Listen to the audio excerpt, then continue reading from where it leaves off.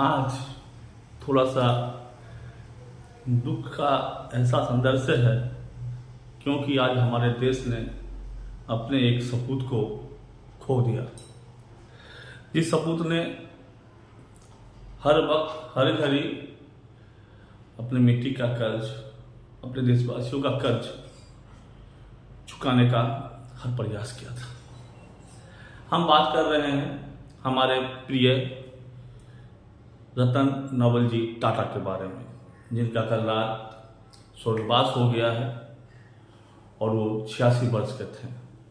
जी हाँ, इंडस्ट्रियलिस्ट रतन जी, मैंने बिजनेसमैन नहीं बोला। इसलिए बिजनेसमैन नहीं बोला क्योंकि बिजनेसमैन से कहीं ऊपर के ओहदे के व्यक्ति थे।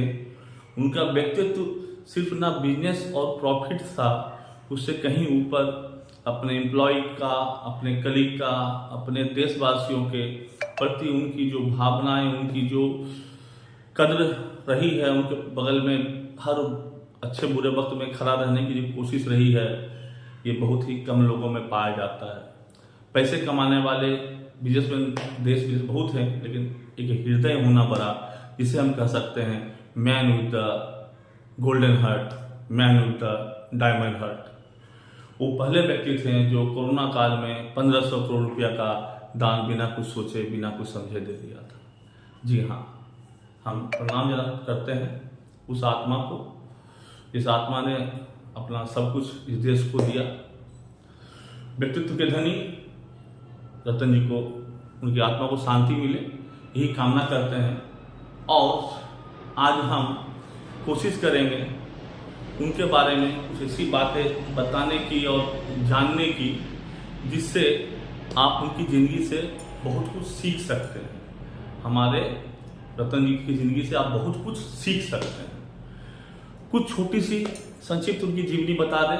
उनका जन्म 28 दिसंबर 1937 को हुआ था और उनके पिता का नाम नवल टाटा था और उन्हें पालन पोषण करने का उनका भार लिया था श्री रतन टाटा जी ने लिया था।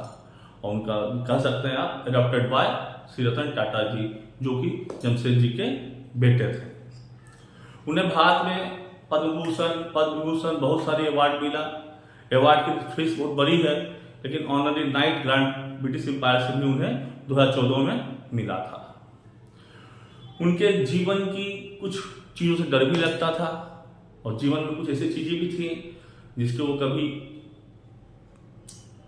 छोड़ा नहीं, कभी घबराया नहीं और अपने हर फैसले को सटीक तौर पर साबित करने के लिए जद्दोजहद की हर डगर तक वो गए।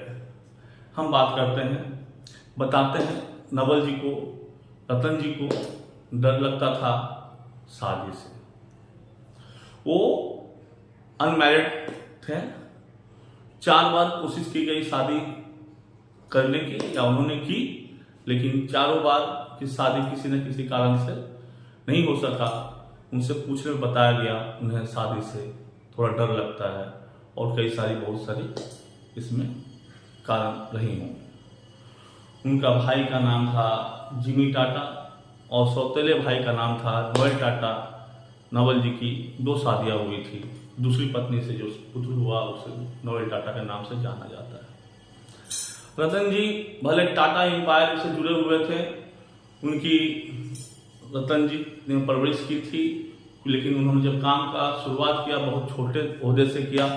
1961 में उन्होंने अपने टाटा स्टील में एज ए शॉप फ्लोर काम की अपनी जर्नी की शुरुआत उन्होंने की थी और वहीं से उन्होंने अपने जीवन की आगे गाड़ी बढ़ाना स्टार्ट किया और एक समय जाके टाटा सन्स, टाटा ग्रुप के वो चेयरमैन बने। और चेयरमैन तब बने 1991 में, जब देश का हाल बुरा था, अर्थव्यवस्था की हालत खराब थी, सब तरह से एक देश, समाज, व्यवस्था, बिजनेस, व्यापार, सब जगह एक अंधेरा छाया हुआ था। उस समय उन्हें टाटा ग्रुप, टाटा सन्स का चेयरमैन बनाया गया और वहाँ से उन्होंने उसको कहाँ से कहाँ पहुँचा दिया, इसकी कल्पना भी आप नहीं कर सकते हैं। वो ऐसे व्यक्तित्व के मालिक थे जिन्होंने कभी हार नहीं मानी और अपने हार का जवाब भी वो अपने जी से दिया करते थे, अपने काम से दिया करते थे और कम बोला करते थे। एक बार की बात है, रतन जी का अपना कार प्रोडक्शन टाटा इंडिका उन्होंने लॉन्च किया था, और लेकिन जो बहुत ज़्यादा सक्सेस नहीं हो पाया था उस दौर में, और 1 साल के अंदर इन्होंने सोचा कि मैं इस प्रोडक्शन को, इस कार को बेच दूं।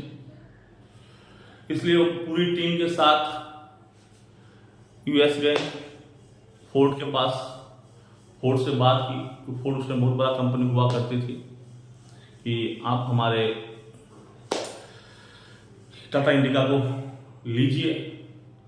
तो उस टाइम फोर्ड ने कहा था, अगर किसी चीज़ के बारे में आइडिया ना होना तो बिजनेस नहीं किया जाता हर चीज़ का। आपने गलत डिसीजन लिया, आपने ये किया वो किया, बहुत सारी कहानी में सुनाई, और उन्होंने कहा ठीक है, आपकी दुर्दशा देख के हम थोड़ी मदद आपकी कर सकते हैं, आपके कार यूनिट को हम खरीद सकते हैं। जो डील कभी हुआ नहीं, उन्होंने कभी किया नहीं। तो लेकिन उस वक्त रतन टाटा ने अपनी टीम के साथ कहा कि अब मैं इसको बेचूंगा नहीं, इसे आगे लेके जाऊंगा।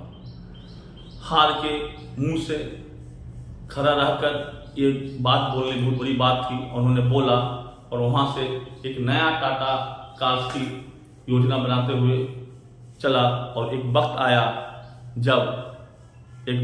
जब जैगुआर लैंड रोवर बिकने के कगार पे थी, बैंकरप्सी हो चुका था, और उस डूबते नैया को बचाने वाले हमारे रतन टाटा जी थे, जो कभी खुद उनके पास मदद मांगने गए थे। उनकी डूबती नैया को बचाने वाले रतन टाटा थे, जो आज जैगुआर, लैंड रोवर, डेव सबके मालिक हैं। और हमारा देश रतन जी का टाटा कंपनी उस समय डोमेस्टिक से इंटरनेशनल हो गया, जगुआर जैसी ब्रांड की, लैंड रोवर जैसी गाड़ियों के अपने अंडर में लेके। बहुत से लोगों को शायद पता भी नहीं होगा, रतन जी बॉलीवुड में भी अपने हाथ आजमा चुके थे। हाँ, सही सुना आपने, बॉलीवुड में भी हाथ आजमा चुके थे। किसी को नहीं पता, बहुत कम लोगों को पता होगा। 1996 में एक पिक्चर आई थी एतबार, जिसमें बड़े बड़े हीरो थे, अमिताभ बच्चन जी थे, जॉन इब्राहिम थे, बिपाशा बसु थी, विक्रम भट्ट ने इसका निर्देशन किया था, और रतन जी ने इसका प्रोड्यूस किया था। लेकिन दुर्भाग्यवश वो पिक्चर डूब गई, बहुत ज़्यादा सक्सेस नहीं हो पाई, कि उसके बाद फिर कभी उन्होंने बॉलीवुड में हाथ देने की कोशिश नहीं की। तो दोस्तों, आप बताइए कि आपने उनकी जिंदगी से क्या क्या सीखा? जुझारूपन, लड़ने की क्षमता, या आपने किए गए फैसले को सही साबित करने की कोशिश, या हार के मुंह में रह के भी जीतने की लालयता अपने अंदर होनी चाहिए। और हमें कमेंट में बताएं आपने क्या सीखा उनकी जिंदगी से। आप कुछ सीखा है तो बताएं, आगे की पीढ़ी को बताएं। हमारे चैनल जिंदगी फिर से सब्सक्राइब करें, शेयर करें, और हम कोशिश करेंगे, और हम सब प्रार्थना करते हैं हाथ जोड़ के भगवान से कि ऐसे सुपुत्र की आत्मा को शांति बनाए मिले। और उन्होंने जितना कुछ देश के लिए किया, समाज के लिए किया, देशवासियों के लिए किया, करते करते शायद वो थक गए, उन्हें रेस्ट की जरूरत है। और हमारे रतन जी अब रेस्ट में हैं, और उन्हें उस रेस्ट में इतना सुकून मिले, जितना काम उन्हें करते थक चुके थे, थोड़ा सा उन्हें आराम मिले। भगवान उनकी आत्मा को शांति दे, भगवान उनकी आत्मा को शांति